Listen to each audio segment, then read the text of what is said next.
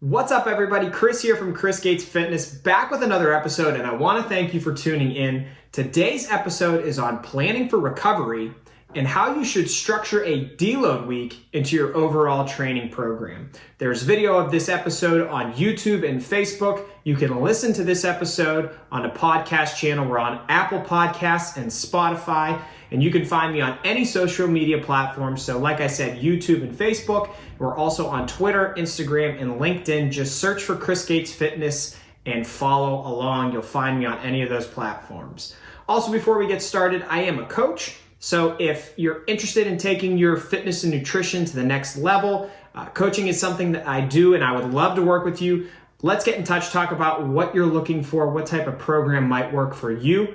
And you can check out my website for hundreds of articles on fitness, nutrition, mindset, and more to help you get access to the right information, to good information to improve yourself through health and fitness. Now, before we get started into the topic, quickly, I want to just show you guys something. So if you're listening to the podcast, this isn't going to go over very well, but I had a request recently for the video to, along with the guitars that I have in the background, to showcase my trumpet. Some of you guys know that I played trumpet back in the day. So I just want to point out that I actually have two of them in this room. They're just on the ground, and you really can't tell from the way the whole tripod is structured and everything, but trumpets are represented here. Okay, now that we got that out of the way, let's dive into the topic of the day. And like I said, that is, you need to plan for recovery in your fitness plan, and you can do that via the deload week. So the typical narrative around achieving a health and fitness goal is that you have to be prepared to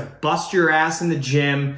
You're gonna live in the gym. It's gonna take blood, sweat, and tears, suffering. You're gonna be throwing up. You gotta put all of your effort into these workouts to get to the goal that you want. And yes, the effort that you put in the gym is extremely important to working yourself toward whatever goal that is that you have. But it's not everything. And to be honest with you, it's just a small piece, really, to the larger puzzle. It's not often that you walk into a gym and see these following motivational sayings. And by not often, I mean never, even though if I own my own gym, this is what I would promote to people. Things like, you gotta hydrate for success. You should sleep 7 to 9 hours a night every night. You need to prioritize your recovery. You need to set up rest weeks for yourself. So you could see these tying into the topic of the day, but it's very true. You don't see that promoted very much. It's not what's gonna sell supplements, and it's not what's going to draw you into a certain type of fitness program or anything like that. But it's just as, if not more important, like I said. Now, you think about the time spent working out and doing all those things like busting your ass in the gym. Well, you're in the gym at most like 1 to 2 hours a day, right? I don't know many people that are in the gym for more than 2 hours a day. I'm in the gym for between an hour and a half, depending on the workout. So the other 22 or more hours of the day, you're not in the gym.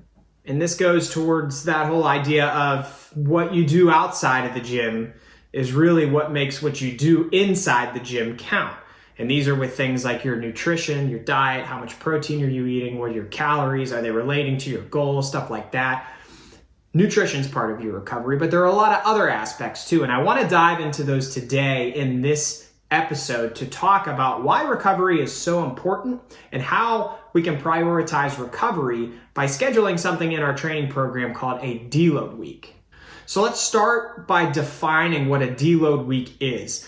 And essentially, a deload week is a scheduled week within your training program that's aimed at reducing the overall training load or the stimulus in an effort to promote rest and recovery. You could also call this a rest week. Some people might call it an off week. I don't really like off because I don't think you should ever be completely off unless you're on vacation or something like that. It's not a free-for-all. It's not a week where you do nothing. It's not a week where you do whatever you want. It's a structured week, but it's a structured week of recovery. So let's talk about what that might look like. Now, if you're weight training, a general recommendation that I give to people, at least as a starting point to see how this works and see how your body responds, is to cut your overall training volume in half. So what that might look like within a weightlifting program is you take the amount of sets that you do per body part per week, and you cut those sets in half. And then within those sets, you're still going to be doing the same movements. So you'll be practicing the same motor patterns, but you're going to reduce the amount of weight that you're lifting.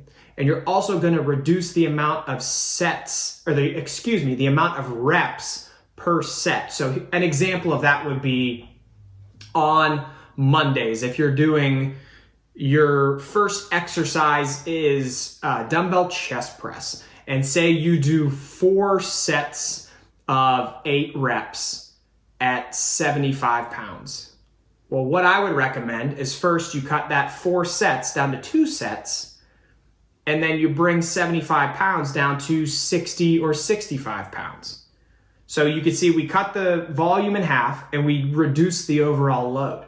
Now for set rep ranges that are a little bit higher, say you're doing something like lateral raises and you're doing sets of 15.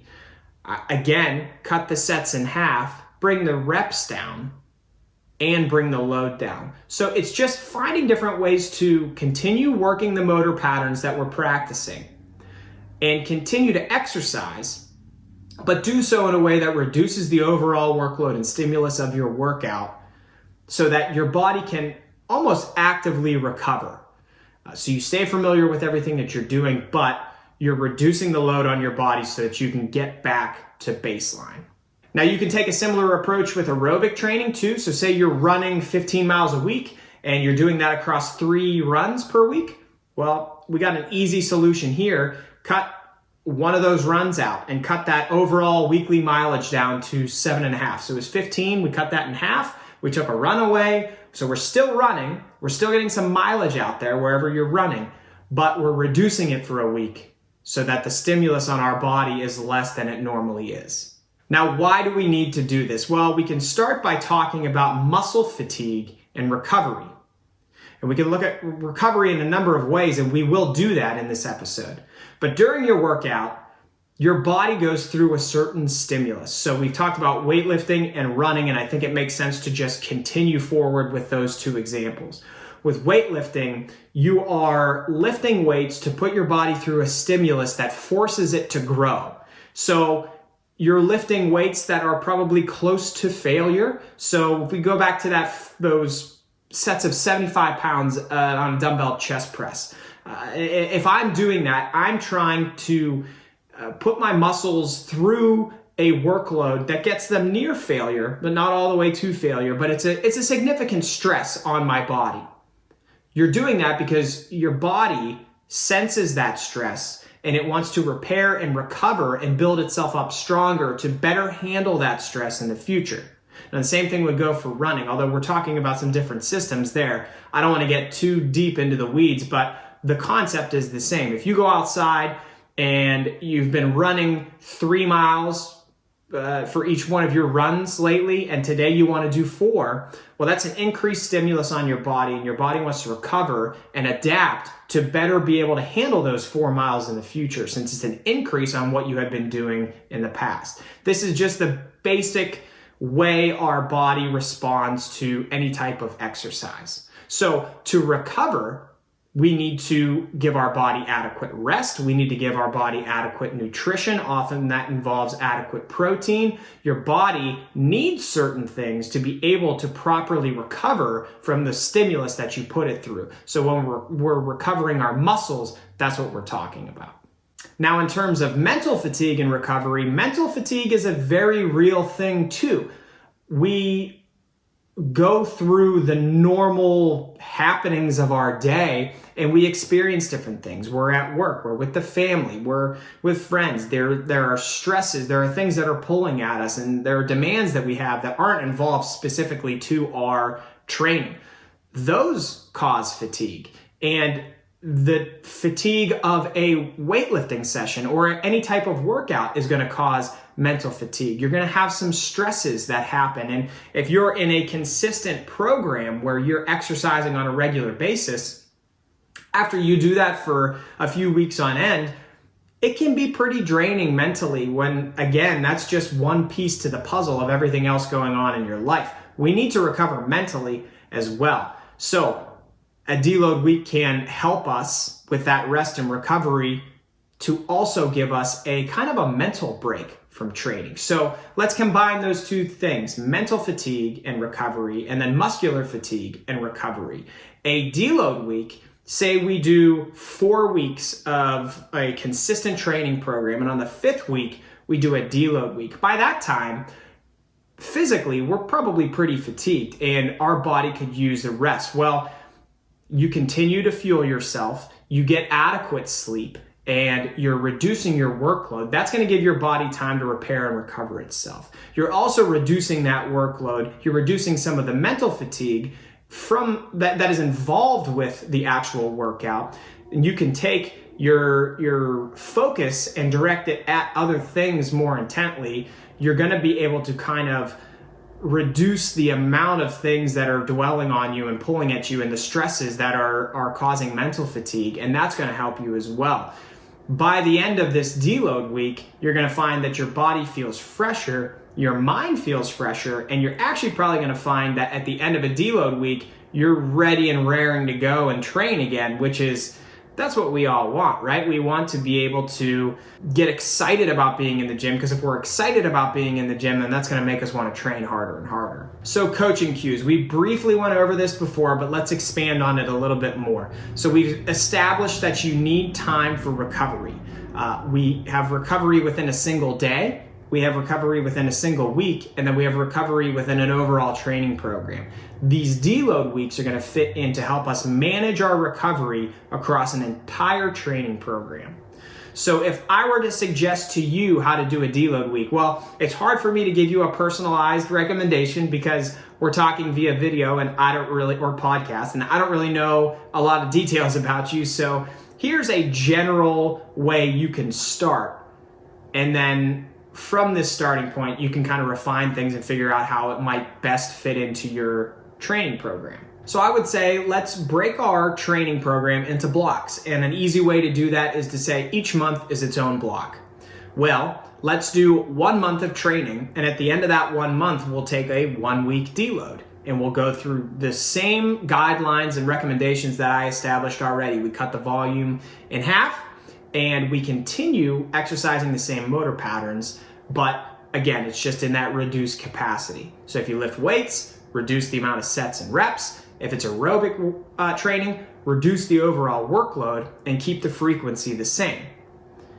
Now, inevitably, the question of nutrition comes up within a deload week as well, and what I would recommend is don't change anything about your nutrition, because sometimes people think if I'm reducing my workload, shouldn't I also be reducing my calories?